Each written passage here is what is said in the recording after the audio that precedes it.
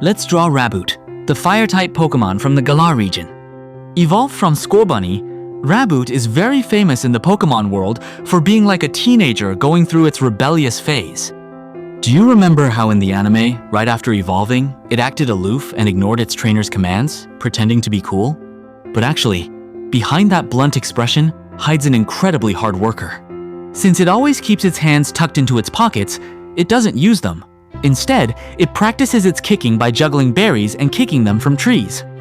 Thanks to this, it develops the strong lower body needed to eventually evolve into Cinderace. Although it's going through a cute rebellious phase, its desire to be recognized burns hotter than anyone else's. And there we have it. The charming Raboot is complete.